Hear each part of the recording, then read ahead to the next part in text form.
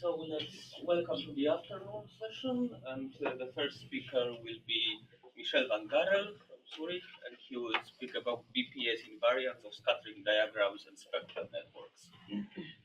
Thank you very much for the introduction. I don't know how Zurich came in there, but It is. I know. I find it very amusing, but it's wrong. Okay. But that's okay. I'm sorry. No, it's not your fault. I know it's written there. I didn't mind, so I didn't ask anyone to correct it. I mean, I know what you mean, Zurich. I get it. like, I guess I am from Zurich. I grew up in Zurich, actually.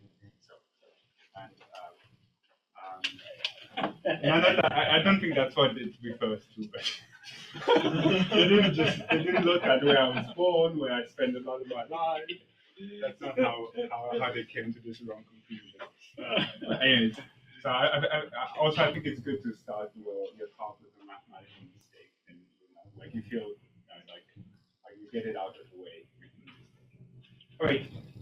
So I'm a little bit nervous because I'm going to try to say something in symplectic geometry, and that means I'm not going to get that really well. But the advantage is, of course, that I will know a lot more symplectic geometry at the end of the day, hopefully. And I will know like what sort of sentences I can say and what sentences I should not say, and then later I will try to like make sense of these sentences. Put my police at the end. No. It's very useful, I think. So we'll see an emulation of a symplectic geometry. That's right. Yeah. So I'm gonna like pretend to be a symplectic. I don't know how that, but I'm gonna like say. All right. But I also wanted to. So the reason I chose to do this is because I know many of you are symplectic geometers, and I wanted to kind of connect things. And in particular, I wanted also to connect with Bernd's lecture series. So that's the goal. So, so part of this is joint work with Calabi-Yau, part of this is joint work with Matthew and Kimberly, and a lot of this is inspired by like a paper by Rousseau that has the word Kakashi in it, and then some like follow on some other paper by Rousseau. And also, I mean, we're going to use a lot, so I might just see, I might, so G, Longi, and Romo, so I'm going to be talking about their work a lot, so I'm just going to call this BLR. This is right. Okay, but let's connect. Okay, I'm going to make like there's like a vast conjecture. I don't know how vast, but there's a vast conjecture that states that if you have some Calabi-Yau X, Calabi-Yau free, and then you have its then you could look at so this is conjectural. So you could look at dB core of X. You could look at the space of stability conditions of dB core of X, and then you should be counting. I'm not. Alpha is a wrong word. Is a wrong symbol, but you could count alpha stable, B branes in here, and so this gives you a number dt alpha, yeah, and that's great. And then this should be equal or correspond to some counted Lagrangians.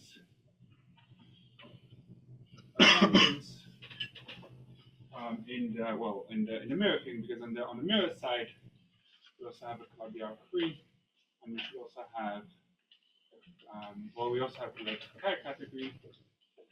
We have stability conditions. Everything should be the same. So whatever that in there they should correspond to. Here we're counting counts of I'm going to go physicsy for a second, B branes, and here we're counting A branes. Yeah. Right. So I think so. I mean, since I didn't state anything, but that's kind of the expectation, right? So we have mirror Calabi-Yaus, and then we look at the corresponding category, then spaces bridges of those conditions. We count stable objects on both sides, and we expect that the things correspond to each other. Okay, that's extremely hard, but can we kind of do something simple? Like, can we do this in some examples? So the upshot of my talk is towards the following. So we take as a Calabi-Yau threefold, we take a toric Calabi-Yau threefold, which is O R plus O minus R minus 2 on P1, where R is a number greater or equal minus 1. You see why this is natural in a second. I don't know why I'm using black. Usually I don't like using black, so it's time to switch to blue. Okay, and then so the upshot is towards, we're kind of working towards a statement where you're saying that if I put an x here, and then well, that I guess that would be, I'm just going to call it dt. Again, I don't really know what I'm talking about here, but so it's towards saying something that maybe that one was better. I'm saying something towards dt of alpha of x or equal dt alpha of its mirror curve x object. Okay, so that's kind of where we're going for. Now, yeah, any questions so far? So I'm going to use so BLR. So the BLR tell us that so given mirror curves a mirror curve, so mirror to toric Calabi-Yau free. So this is something of the form. So this would be y equals uv minus h x y equals 0 inside c squared times c star squared. So uv are coordinates on c squared and xy are coordinates on c star squared. So if you have such an object, they describe the moduli space of A-branes.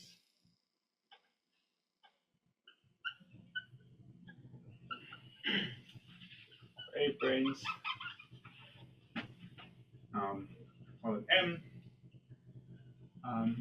So it's actually maybe called A. And then they kind of define. So if you take L, a class in H3, so class that can support some Lagrangian, then they define omega for this L. Maybe, well, I'm just going to write it like this.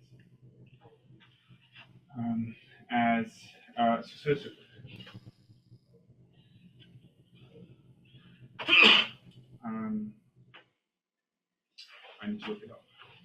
It's not complicated.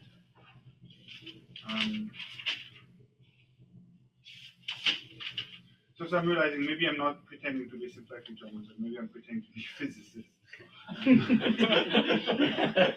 mean, the difference is if no one of you understands these things, then I'm on safer footing. These things are as confusing to you as they are to me.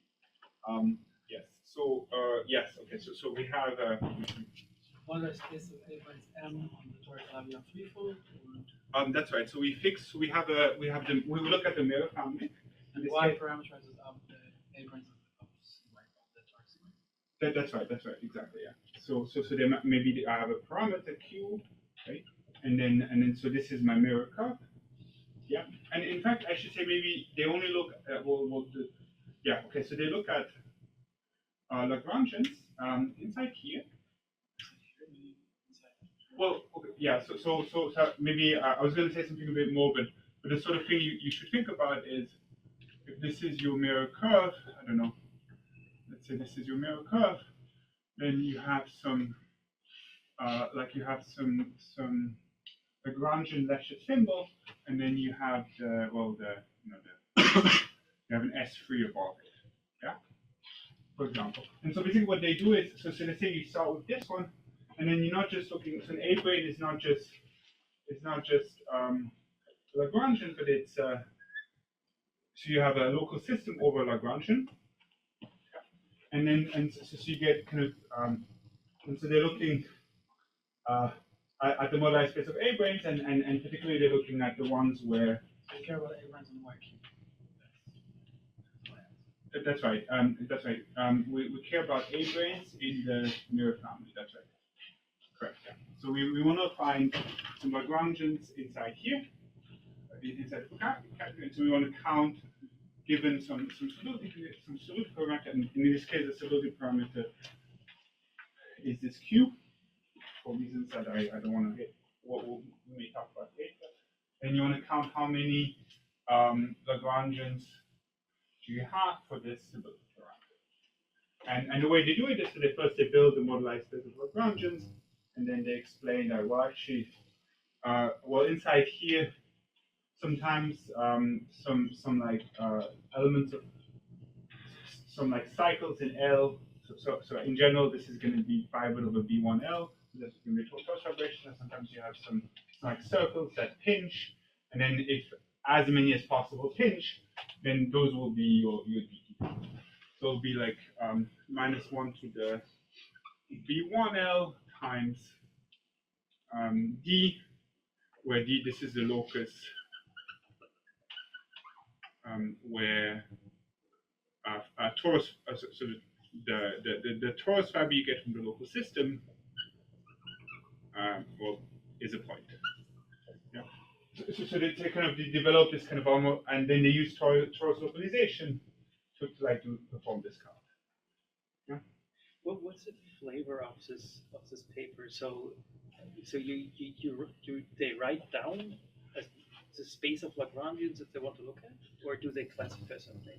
Yes. So they look at so they start with a Lagrangian, and then that determines a foliation. So you have this mirror curve, which is, I'm going to call it CQ, is HQ equals 0, and then they map it to one of the coordinates, the x coordinates. This is like some ramified covering, and then they find that constructing these Lagrangians, you correspond to like some paths in C star x. Or rather, like, I mean, maybe you want to, I mean, anyways, you're allowing some lifts of that, and then they show that the sort of this datum determines a foliation on this.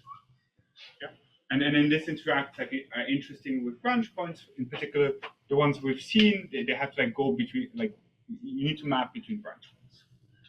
Yeah, and then the way they get there is they say, well, let's assume we have one of these Lagrangians. Well, the Lagrangian condition tells us we have to have this and this and this. So it's kind of very explicit. Yeah. So that's the moment where I pretend to be Lagrangian, symplectic geometry. So they use the equations of being a special Lagrangian to like kind of explicitly determine what may happen, and what may happen will correspond to leaves of a foliation on C star squared. And then the ones that we're interested in will be the ones where you have compact leaves, and then counting these compact leaves, gives you the count you want. But also there's kind of a torus action you see from here, and you see that those are the torus fixed points. So there's a lot of like, yeah, that's a sort of like general flavor. I'm not claiming I understand how this works, but it's certainly believable. I mean, we're in toric geometry, we know what happens. Right? Does that make some sense? Yeah. So, and then, so maybe, so what they do in their paper, they do several things, or there's a sequence of papers, and so they wrote two papers, but then this also refers to exponential networks and spectral networks. So I spend a lot of time like reading something that I don't understand. but it's kind of, I mean, it's really cool. So,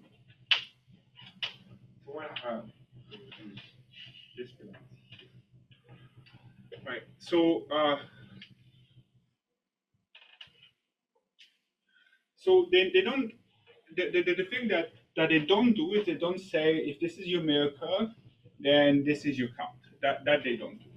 But what they do is they say that, well, so BL, did I write it wrong? BLR.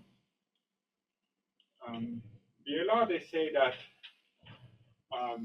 well, if we mean, they, so I want to, yeah, so there's two statements I want to extract from there. The first statement is the following. So if you have two Lagrangians, something like this, that lift to this is L1 and L2, and they should intersect. But let's say that, you know, using this construction, which I didn't explicitly state, but where you lift it to an S3, let's say they lift to and the intersection between them is R points.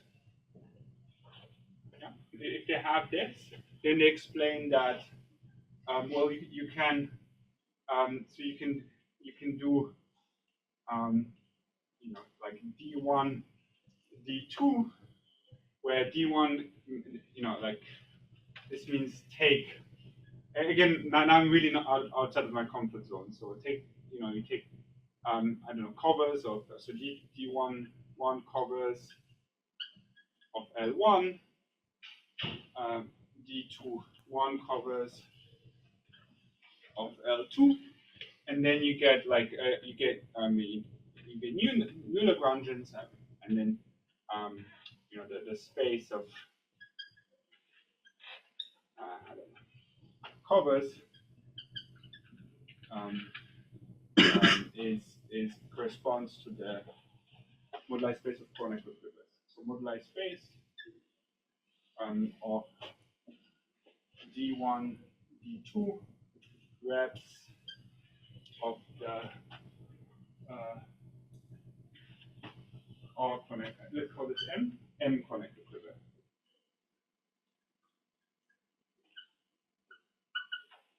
And now you know where I'm heading to. I mean, maybe you can't read this, but they're saying that if we have these two Lagrangian symbols that when you lift it to the sphere, they intersect in M points, then, well, like looking at the covers, you can get new Lagrangians, and the moduli space of these new Lagrangians will be like moduli space of conical quivers, and then if you know, like, you do everything correctly, you can count, so you can count omega and which I guess will be DL1 plus D2L2. I don't know, maybe I'm getting something wrong here, but you can count this as a DT invariant of the conical quiver, of the conical quiver. So you put some D1, D2 dimension vectors, and then well, you take let's call this KR, KM of KM. Right. So the conical quiver is you have two vertices. And then this is a good game. Play this all day long. And you put n plus 1. So in this case, you just put n errors. Okay. Can I ask a question? Yes. In this case, what's the local system on L1 and L2 or the cover? Yeah. So in this case, it will the fibers will shrink to 0. To a point. Okay. So yeah. So basically, if you think about, if you understand this foliation structure, which we're saying that we have these moduli spaces, we just map everything to this to C star X, then you get some sort of foliation here, right? So something like this. And then you have, I'm drawing the leaves of the foliation. And so different leaves correspond to different Lagrangians, and then also each of these Lagrangians will have like different torus fibers, and then and then the only one we're interested in are the ones where the fibers are 0, which kind of correspond to these compact things, because those are the ones that are of this shape here. Yeah, because this S3 has B1. Yeah, I hope that answers the question. But you know, if you're a sympathetic geometer and you look at these papers, maybe you understand way more than I do. What's the relation between this Lagrangian and the L1, L2? Oh yeah, so what I'm saying is in here, so here, this story, I choose a Lagrangian and I choose a class in H3, and then I look at the moduli space of Lagrangians in that class. Yeah.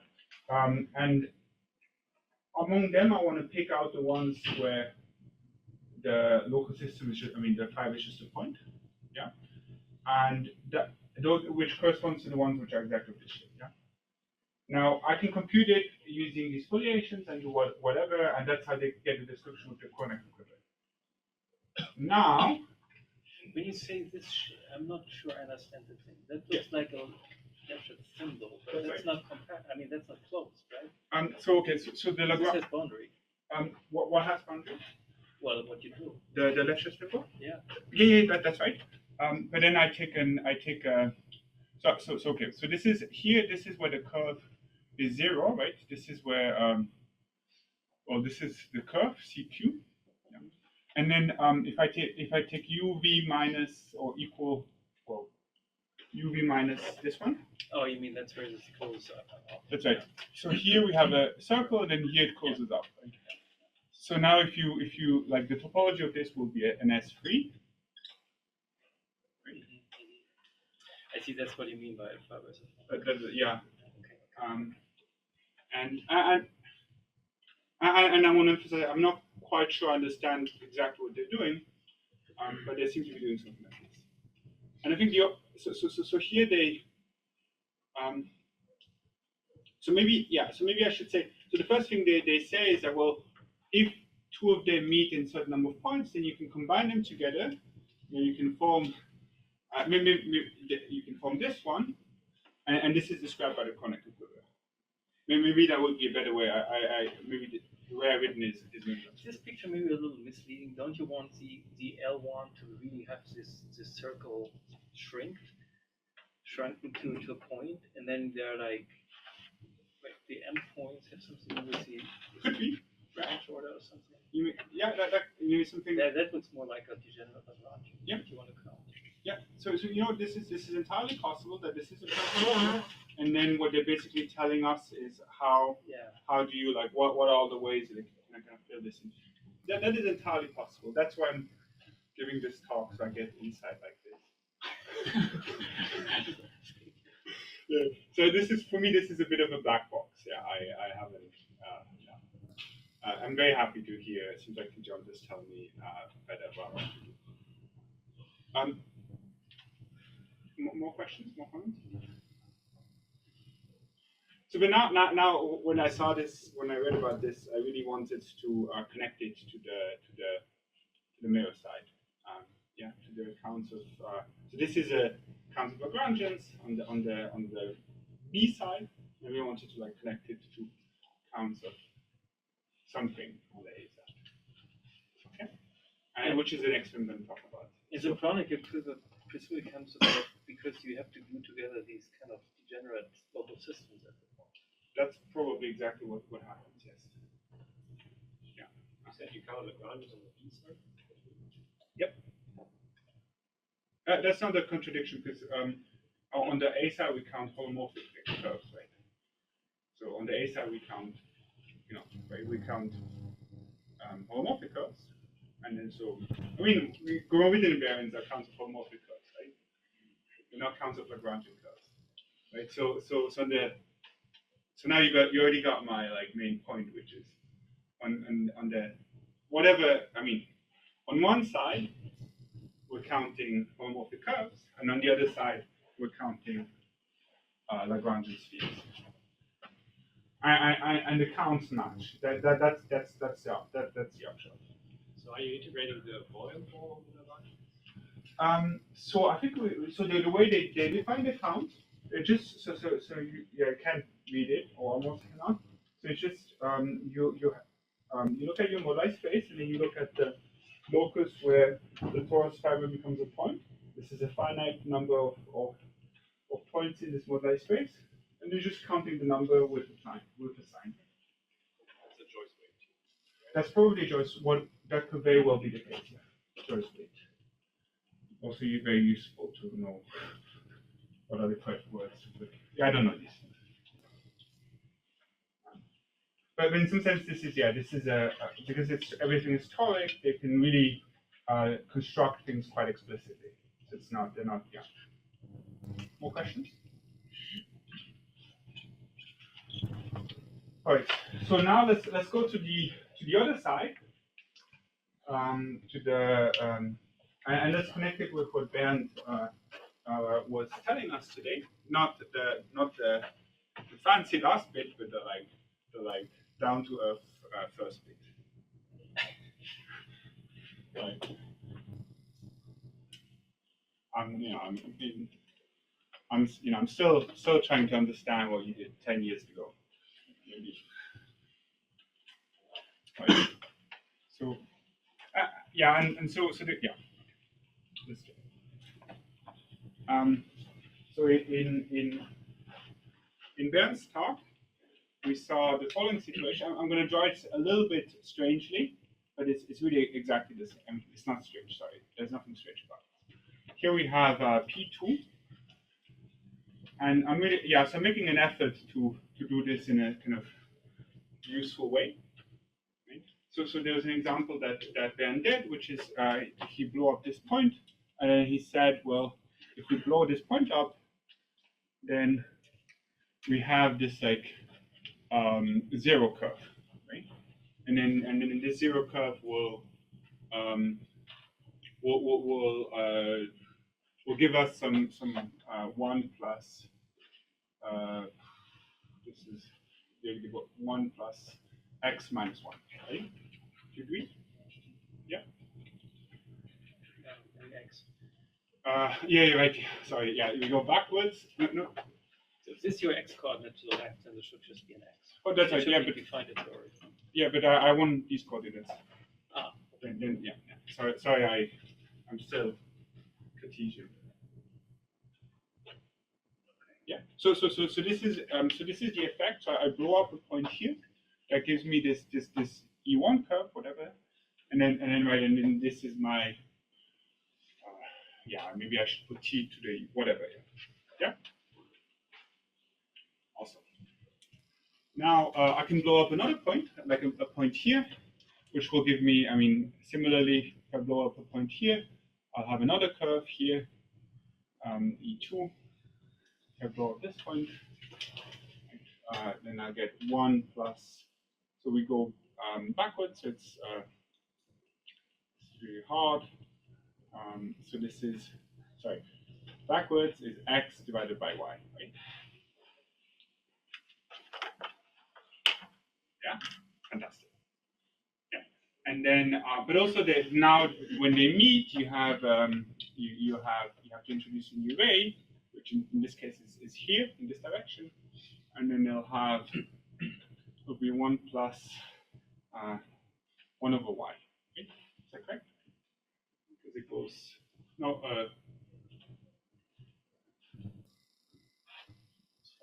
So, okay, fantastic. What's there here? X divided by y? That's right. Yeah. Yes, So, but there is something written, and I can't read it. this thing? Yeah. This is just Okay. yeah. This is just me trying to confuse you, so you don't. All right. More questions?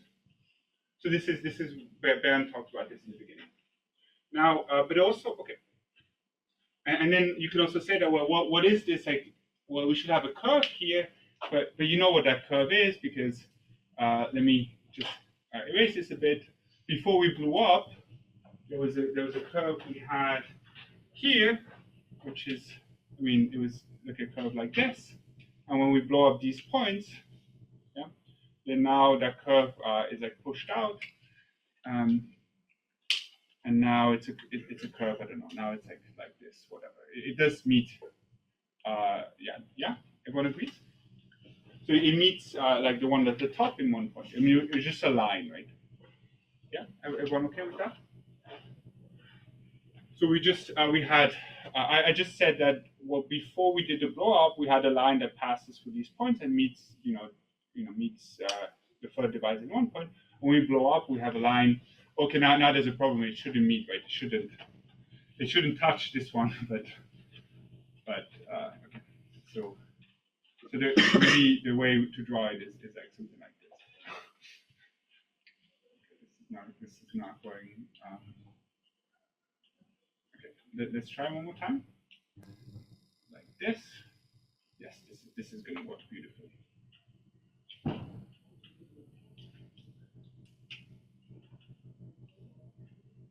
Right. Is everyone happy with this picture? I'm using this opportunity to practice my knowledge of the Gross-Siebert program. All right. Yeah. So this is this curve here. There's one of them. Yeah. And then you could have multiple covers, but those are in fact the multiple covers you get if you just wrote this. If you take log 1 plus 1 over y, so this is some k bigger than 1 minus 1 k minus 1.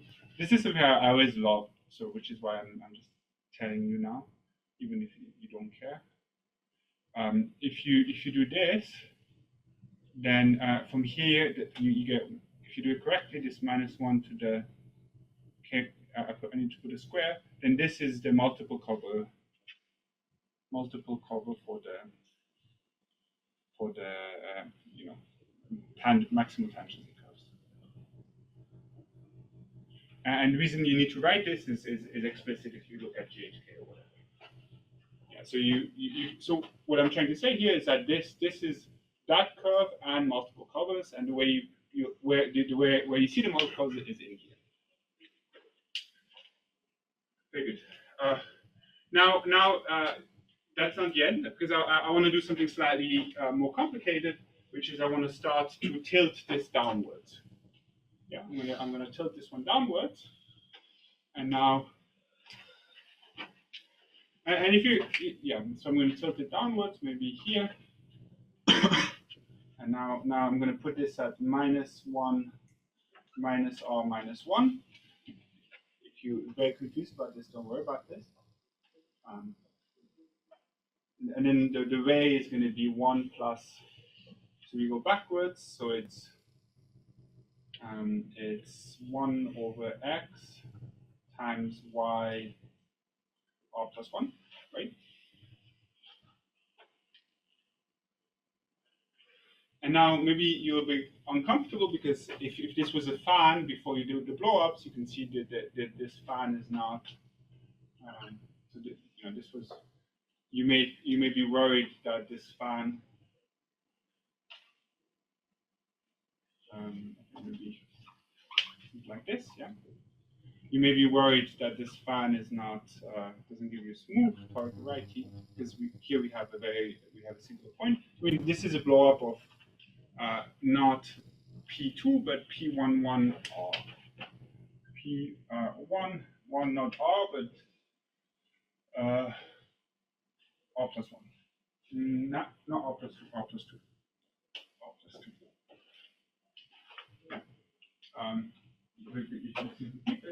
But also, if you're a bit uncomfortable, and there's a singularity, where it's a singularity, let's see, so we blow up these two, and they meet in a very singular point here, right?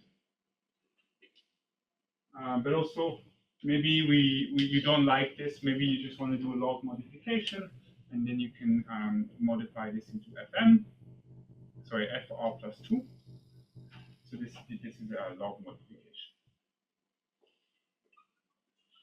This is an operation that doesn't change the log function. So maybe you prefer this in this way, yeah. And then what do we have? We have a divisor. I'm going to call it dr above, and then we have a divisor. I'm going to call it dr below.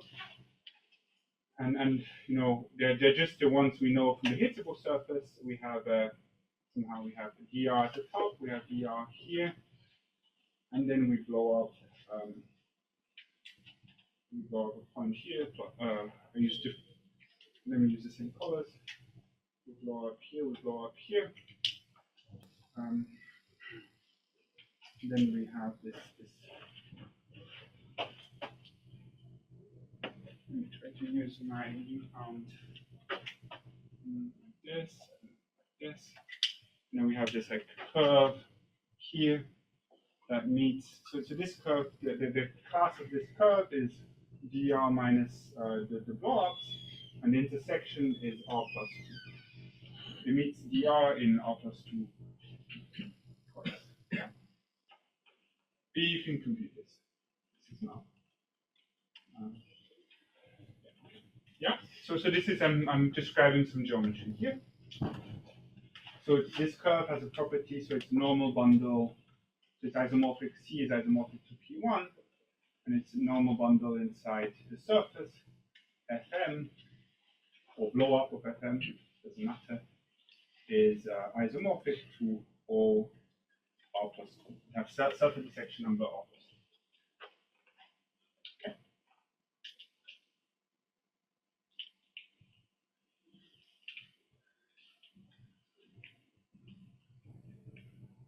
Now, okay.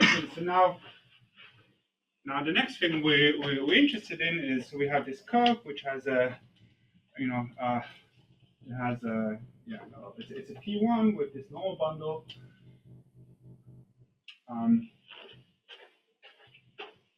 I told you we're interested in Calabi-Yau trees, so we could be looking at. So we could look at XR, which is total space of all R plus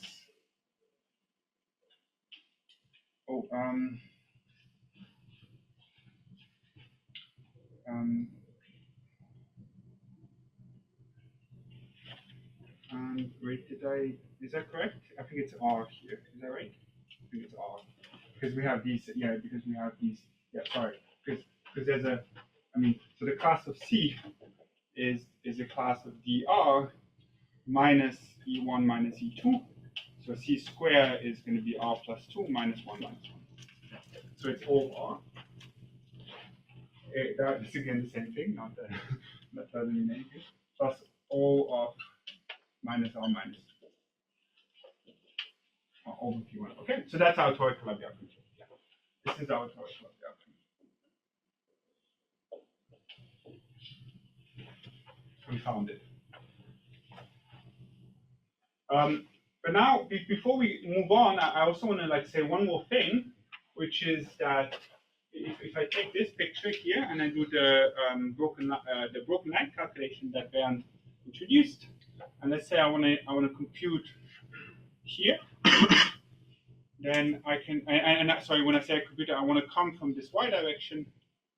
Then these are like the three possible ways I can get a point here, and so that means this I'm going to call theta dr just theta 1, because I can just call it theta dr.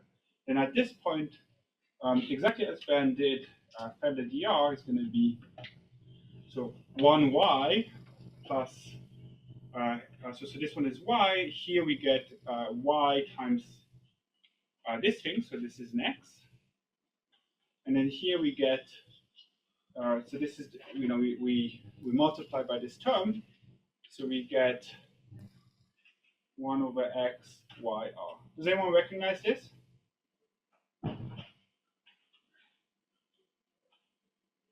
No? I mean, I don't know, some toy geometers, some like physicists.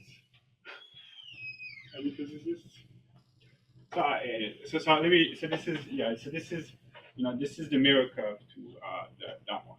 Yeah. So this thing is so so if I'm CQ, well not quite, but I'll try it this way. QX, this one equals 0. This is the so this is the mirror curve. Before you curve to, I know you may want to complain, and I'll say something if you want to complain. So anyways, so if you do the construction of the mirror curve, this is the one you get. So how does this work? Well, we start with the fan of, we take the fan of here I take minus 1 minus r. This is the fan of O of r. Yeah. And then I take the, in order to get the fan of this thing, I lift this up here, and I take the cone over this. So the cone over the cone over this is the fan of XR. And then physicists tell me that, well, here I have an x, here I have a y, and then here I have 1 over x y to the r, here I have 1. So I add them up together, and then I figure out what's the moduli parameter, it's q, and then that's not it. I mean, there's a slight, I said if you want to complain, there's a little bit of a problem, which is that this thing is not, I mean, it's not a polytope. We're missing something. So one has to be a little bit careful, because in physics they usually they don't. I mean, usually they're looking at polytope. Or they take polytopes and then they take the cone over it, which is like a toric constant singularity, threefold singularity, and then they like subdivide it. So we're not quite in that situation. We're somehow doing something a little bit worse. But that's okay. Questions? Right. So now, okay. So now, what do we do next? So next we need to. Okay. So first of all, I'm going to introduce some invariants on the A side. And so we have. So I'm going to take. So first of all, for XR, we're going to take N R or N G D X R.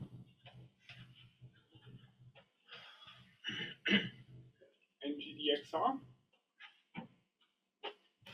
This is going to be genus G, D,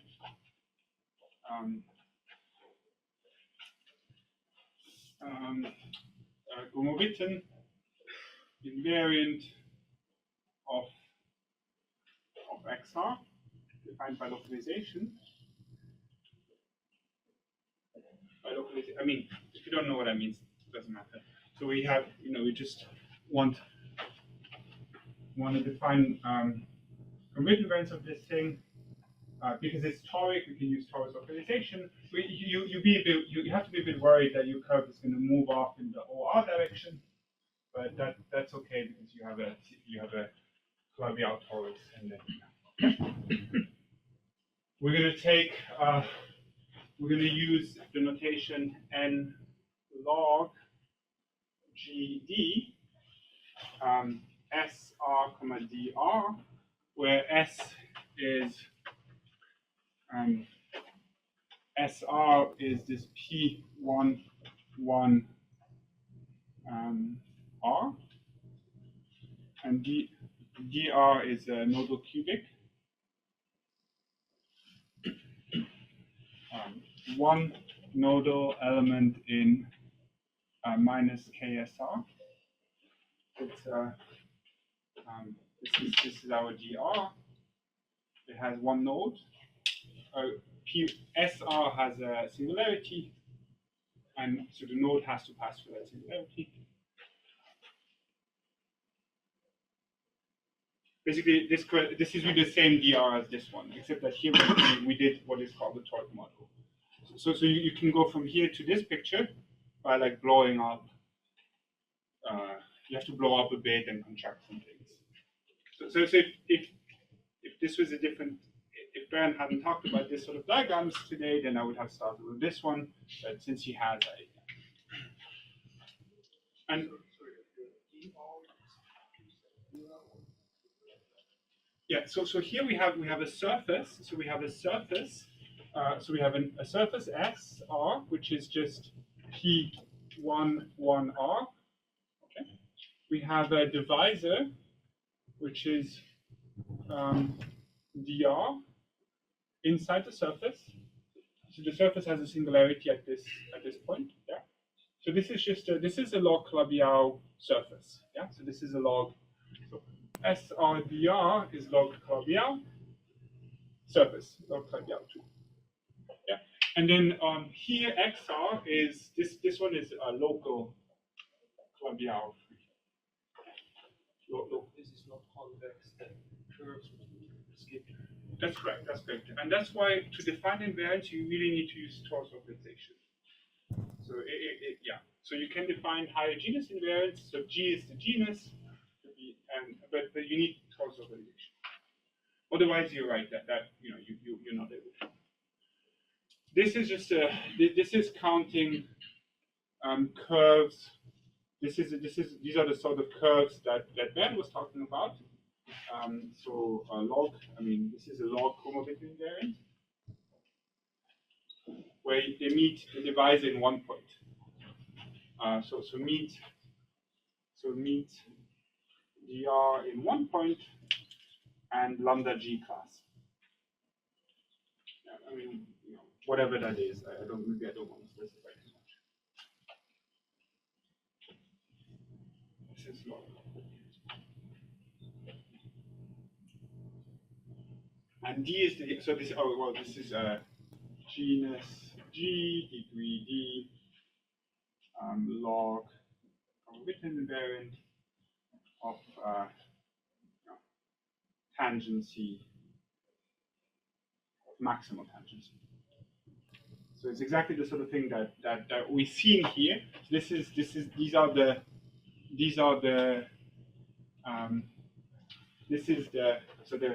rays. So the quantized scattering diagram of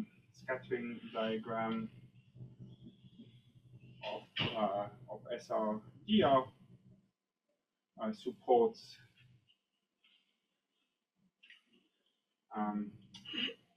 generating function of these. Okay, I don't want to say too much. We're running out of time, but that's yeah.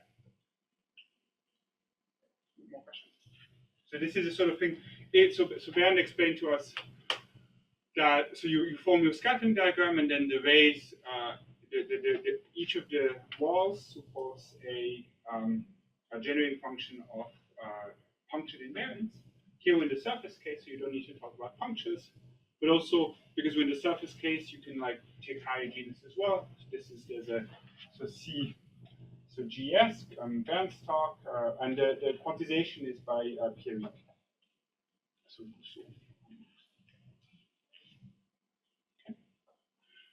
those are the invariants, yeah. But we're not done yet because we wanna do this kind of thing here. So the first line we define some new invariants. These are called these are the refined log BPS. This was introduced by Pierre. So we're just going to call this is B. Yeah. So AB means Auguste Pousseau, B is Pousseau, and BLR is not the metro line, but it's so this is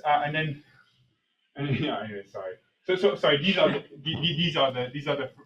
refined one. These are the refined BPS now. Refined BPS of SRDR.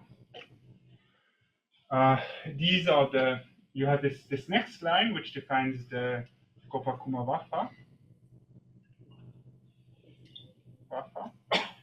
invariance of XR.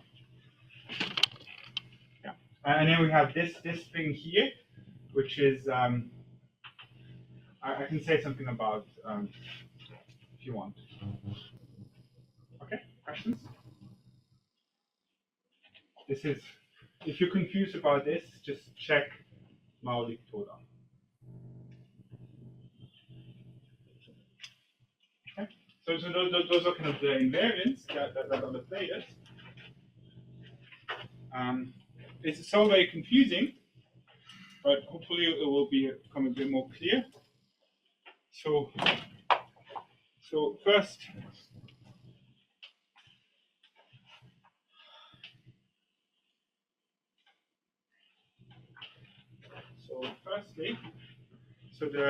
well, maybe, so this is a result with Navid and Yannick. Goodness. So that, namely that, I need to put it up. So that basically the Gopa-Kumabapa invariant equals the other one. Here it is. And the way I want to write this is omega r d q1/2 is q to the r plus 2d.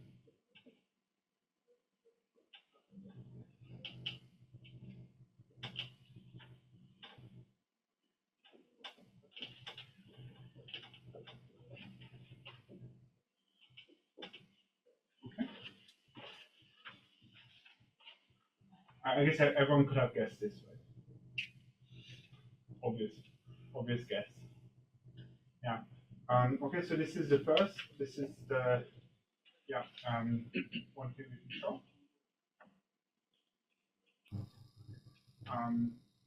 And then, well, then there is work by Bousseau, maybe also Reinecke. Maybe it originally was Reinecke-Weiss, and then extended by Bousseau, which is that, so omega r d,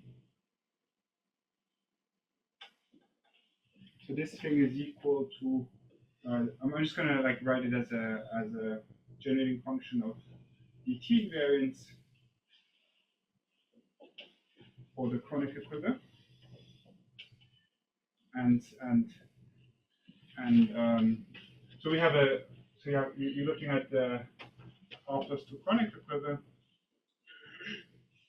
So you have r plus 2 errors and 2 vertices. Okay, r plus 2. And you have a moduli space of representations of this thing. So you have a moduli space. So take intersection cohomology. So we find intersection cohomology of the moduli space of the stability conditions are feather stable reps of the quiver, which would be, so you put an element, a vector space CD at one vertex, another vector space CD here, and then each of these errors corresponds to an endomorphism, and then you have a quotient, so you quotient out by both sides. So the moduli space of these things, there's a notional stability condition. You take a certain stability condition, and then gives you, and then you take the Farquhar polynomial of these things, that gives you this invariant. So here it shows that these two things are the same.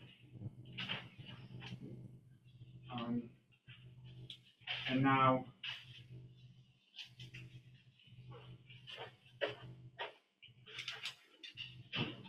we need one more kind of ingredient, which is the following.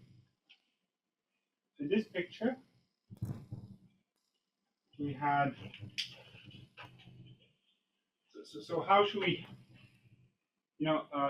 I explained to you earlier that these things we can kind of think of as some like curves, or like Maslov index. I mean, that was the original motivation, is to see these as some Maslov index 0 disks in the interior. And then of course they close up and they meet some divisor if you close it up to P1. So we saw them in the picture, like there were these like not exceptional, but this was a picture. So we blow up 2 points, and then there used to be a curve here, but now sorry, the curve goes like this, but now we blow it up, so it's yes. And now if you apply hyperkähler rotation, which we know we can, these become so under hyperkähler rotation.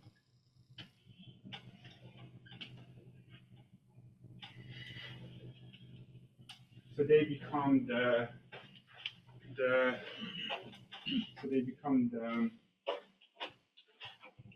Lagrangian, the Lefschetz symbols I was talking about. I mean, there are two things you can do. You can do them separately, or you can like, kind of join them all together. Right? Here, this is a process. I'm not claiming I understand how this works, but then you have these Lefschetz symbols, and on the other side, you use their work, so they don't do the refined story; they just do the unrefined story, and then you get these chronicle quivers, right? And so here, using these two correspondences, we find that counting, so conclusion, and now I sound a bit like a physicist, but the conclusion is that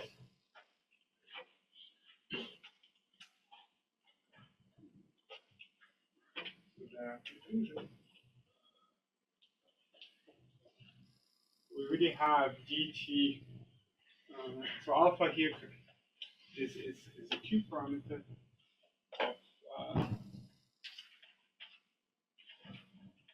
of XR, so corresponds to the dt invariant of BLR is a Q parameter, and let's ignore the Q on the mirror curve. On the mirror side, again give them a name here. XR check. And here there's a degree D on both sides. So that's the first conclusion. You can like the two structures match. And when I say it corresponds to there is this factor here, which I want to try to understand.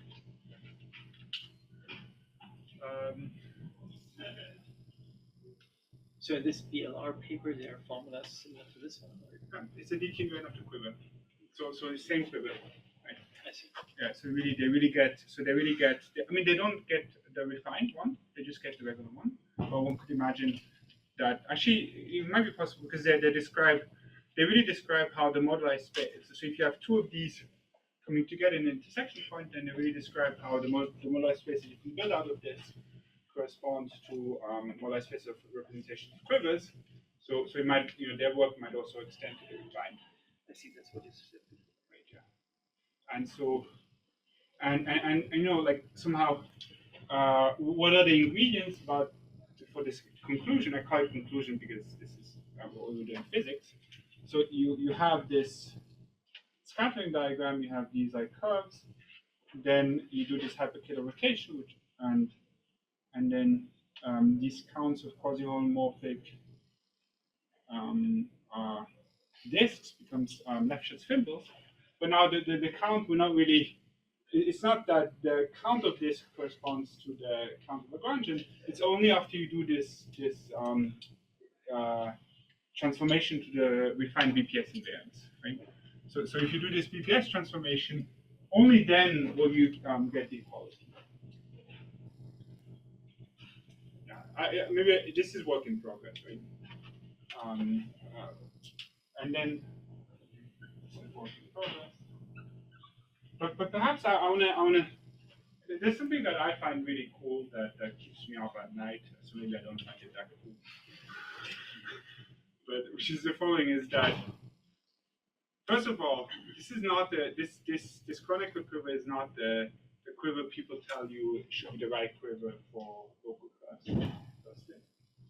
But then sometimes people say it's like a sub quiver or something, but still, it's not. The literature doesn't really talk about that quiver. And secondly, well, the quiver is associated to this geometry, and another thing I could do is I could also have, there's also more rays in the scattering diagram. I mean, I didn't say it, but there's a lot of other rays as well, and all of these other rays, they will, if you look at the functions supported on these rays, and you look at the corresponding dt invariant of quiver dt invariant, you will get also counts of curves, but those don't correspond to anything on the other side. For example, because this is not, these curves are not inside, they're not inside XR. We're leaving XR when we do this. but then it just turns out that actually, at least in genus 0, you do have a correspondence between this and the loop quiver. So you take R plus 1 loops, obviously R plus 1, and then you define a DT invariant for this, and then you get in genus 0 this correspondence, but it does not live to high genus. However, the moduli space of representations of this is the same as the moduli space of Higgs bundles, and then using the Hitchin vibration, you can define using the Hitchin vibration and traverse sheep at the correct places, you can define a refined invariant, and the conjecture is that refined invariant up to well, that thing actually is this one. And if you're surprised by what I just said, I just translated Maulik Toda to our language, which maybe you don't know about. Maulik Toda tells you that if you want to define these invariants here, you shouldn't be doing what I just did here, but you should be looking at the moduli space of sheaves supported on curves in XR, and then you should do something very complicated. But if you translate everything, it should become this statement about the loop quiver, which is really cool because this loop quiver also computes multiple covers on this side, on the A side, and then it corresponds also in the literature about exponential networks. This thing corresponds to like the AR quiver, where they associate an exponential network to the AR quiver, and they obtain exactly the same invariants.